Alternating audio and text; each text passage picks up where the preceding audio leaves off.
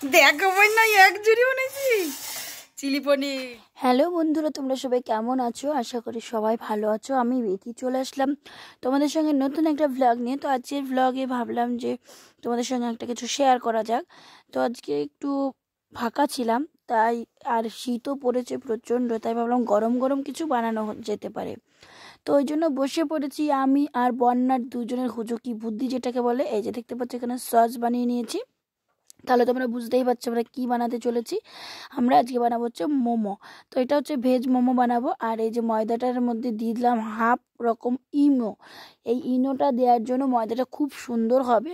তো তারপরে ময়দাটার মধ্যে একটুখানি সাদা তেল আর একটুখানি লবণ দিয়ে ভালো করে ময়াম দিয়ে মাখিয়ে নেবো।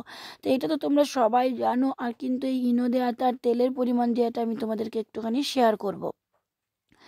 তো বন্ধুরা, যারা যারা মোমো বানাতে না পারো তারা তারা শেপগুলো একটুখানি শিখে নেবে। আমি যথেষ্টই ভালো বানাতে পারি। যাই হোক, তো চলো কন্টিনিউ ব্লগটা দেখতে থাকো। এদিকে চলে আসলাম, ওইদিকে ময়দাটা মাখানোর পর ঢেকে রেখে দিয়েছি। আর এদিকে চলে আসলাম পুরটা বানিয়ে নেওয়ার জন্য।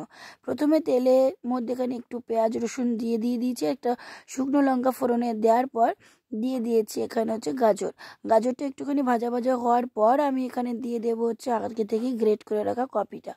এই বাঁধাকপিটা কিন্তু গ্রেট করার পর অনেকটাই জল বেরোয়, সেই জলটা কিন্তু তোমরা ভালো করে নিংড়ে ফেলে দেবে, না হলে মানে অনেকটা টাইম লাগে।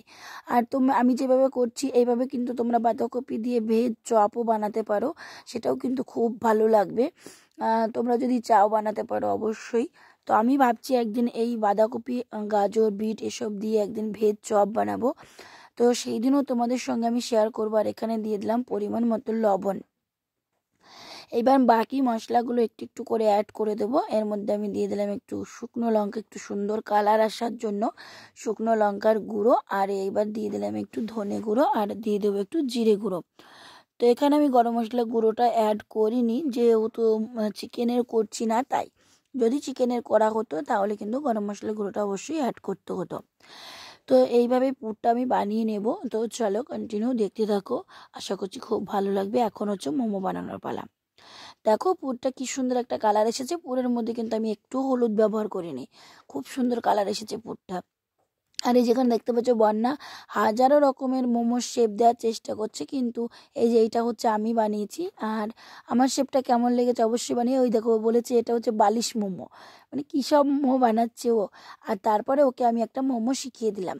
এই যে দেখতে পাচ্ছ দাঁড়িয়ে দাঁড়িয়ে বসে বসে রয়েছে যে মোমোর গুলো, ওগুলো হচ্ছে ওকে আমি শিখিয়েছি যে একদম সহজ উপায়ে মোমো বানানোর পদ্ধতিটা।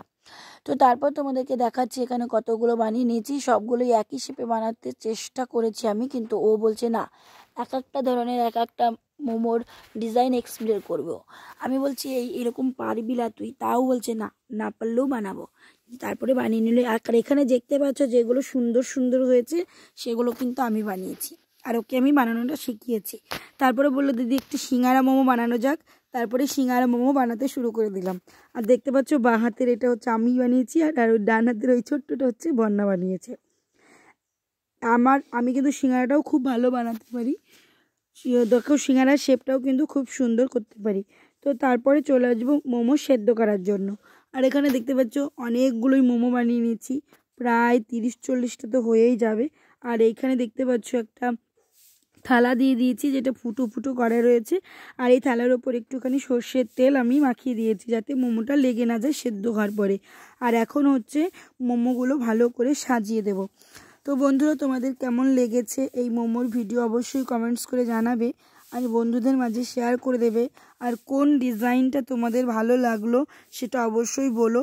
আর কোন ডিজাইনটা তোমরা শিখতে চাও সেটাও কমেন্টস করো, তাহলে আমি আস্তে আস্তে সেই ডিজাইনটা শিখিয়ে দেবো। এটা তো ব্লগের মাধ্যমে তোমাদেরকে শেয়ার করলাম, যদি তোমরা বলো তাহলে তোমাদেরকে রেসিপির মাধ্যমে আমি শেয়ার করবো, একদম পাই টু পাই এক্সপ্লেন করবো আমি। তো দেখো এখন মোমোগুলো হচ্ছে সাজিয়ে দিচ্ছি।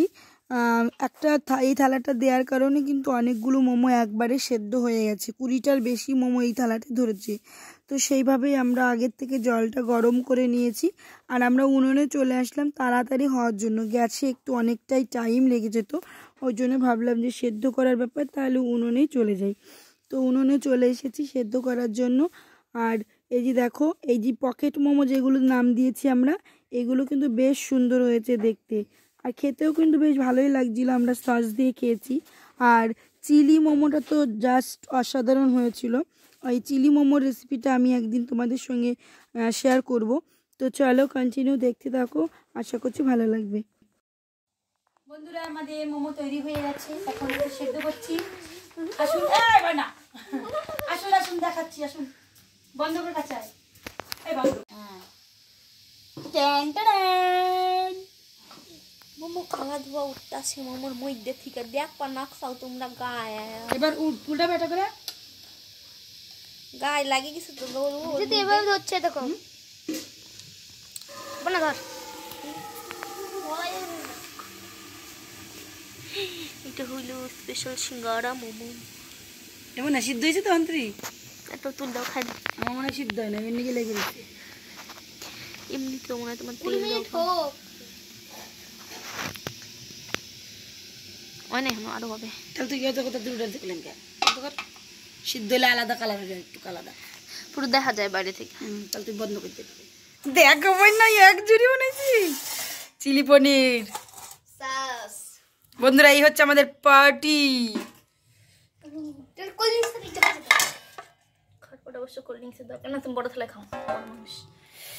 এবার এক কাজ করো, এটা 1-2 মিনিট। বন্ধুরা, আমরা এই যে দেখো নিয়ে বসে পড়েছি। এটা হচ্ছে চিলি মোমো, বন্যা স্পেশাল। বন্যা বানিয়েছে, বন্যা এখানে একটু সস দিয়ে দেবো না। আর এই যে প্রিয়ম খাচ্ছে, প্রিয়ম আগে খা দাও, খেয়ে দেখতে কেমন লাগছে। সসটা আমি মারাত্মক বানাই, কিছু পারি না। একবার খেয়ে দেখ চিলি মোমোটা কেমন লাগে। কেমন? দারুন। বন্যা খা একবার। লজ্জা করে। কেমন গরম কেমন লাগছে বল এদিকে তাকিয়ে। ভালো। আর এই যে হচ্ছে আমি খাচ্ছি, দারুন।